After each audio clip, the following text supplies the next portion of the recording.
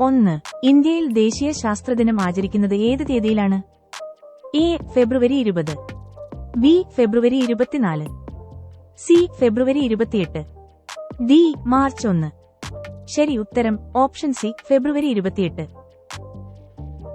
2. National science ദിനത്തിന്റെ ആചാരം ഇന്ത്യയിൽ ആരംഭിച്ച വർഷം? 1947, ബി. 1987, സി. 2000, ഡി. 2010. ശരി ഉത്തരം ഓപ്ഷൻ ബി 1987. 3. ഇന്ത്യൻ ശാസ്ത്രജ്ഞൻ സി വി രാമന്റെ ഏത് സംഭാവനയ്ക്കുള്ള അംഗീകാരമായാണ് ഫെബ്രുവരി 28 ദേശീയ ശാസ്ത്രദിനമായി ആചരിക്കുന്നത്?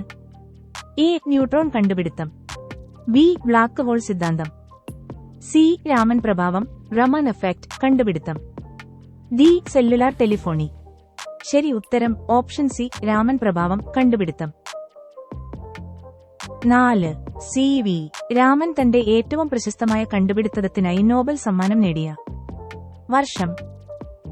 1921, B. 1925, C. 1930, D. 1947.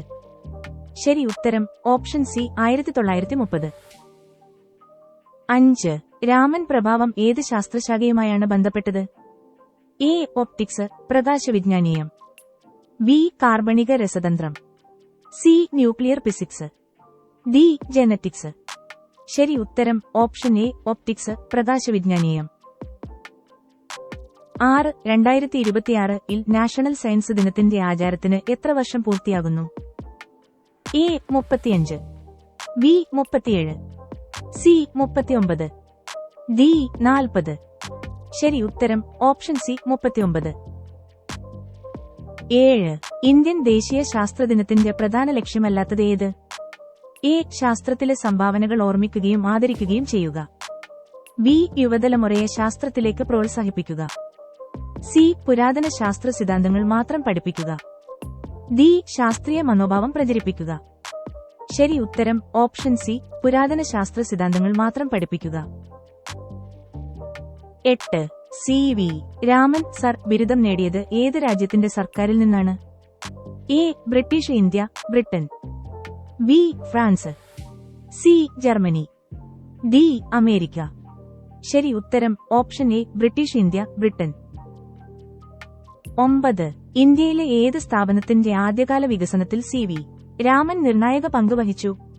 A. Indian space research organisation, B. Indian institute of science Bengaluru, C. Bhabha atomic research centre, D. Defence research and development organisation.